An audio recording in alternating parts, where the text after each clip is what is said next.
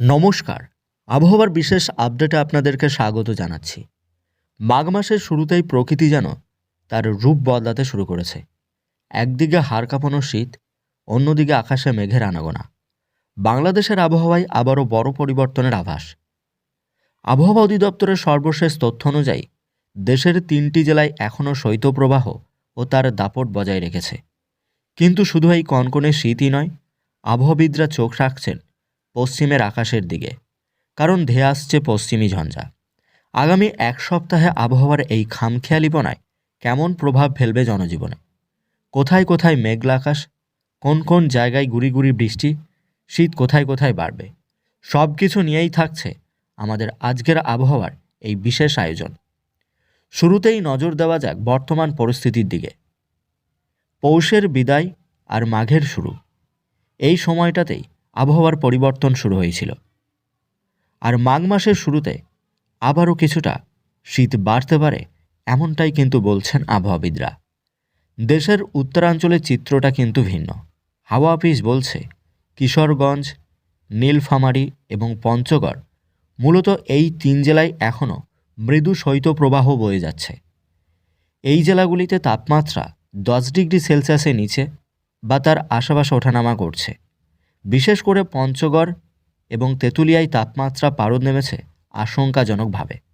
সকালের দিকে ঘন কুয়াশায় ঢেকে থাকছে পথঘাট। সূর্যিমামার দেখা মিললেও তার উত্তাপ কিন্তু গায়ে লাগছে না।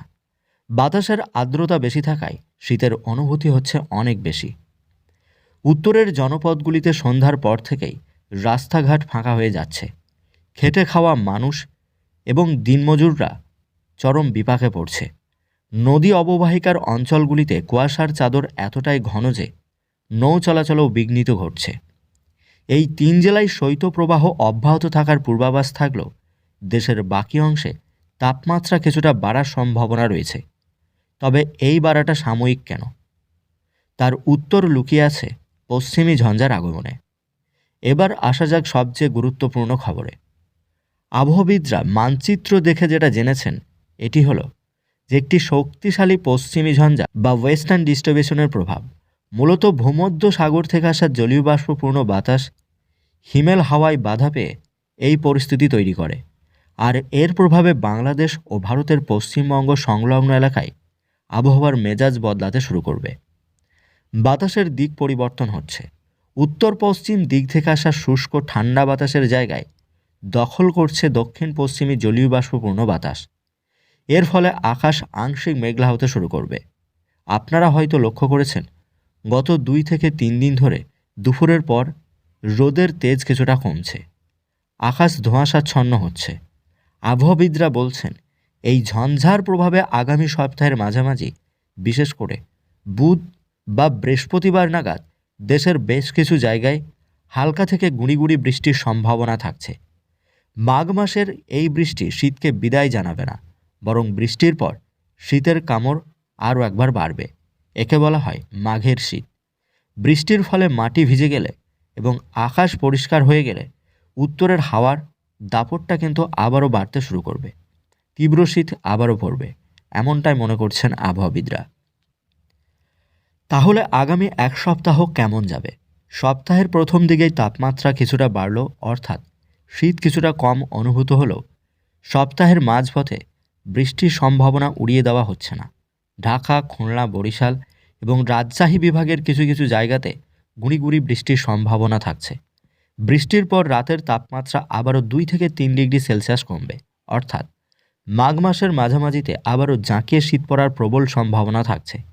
এই পরিস্থিতিতে কৃষকদের জন্য বিশেষ সতর্ক বার্তা রয়েছে।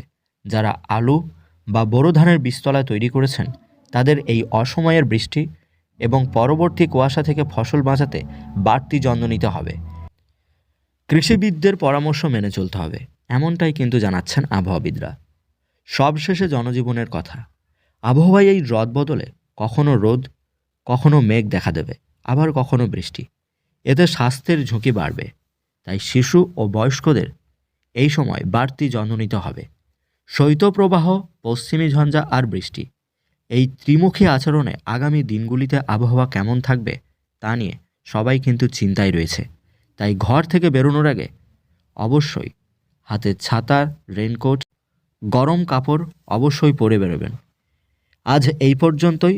আবহাওয়ার প্রতি মুহূর্তের খবর জানতে আমাদের সাথে থাকবেন, চ্যানেলটিকে সাবস্ক্রাইব করবেন এবং ভিডিওটিকে জনস্বার্থে শেয়ার করবেন। ধন্যবাদ।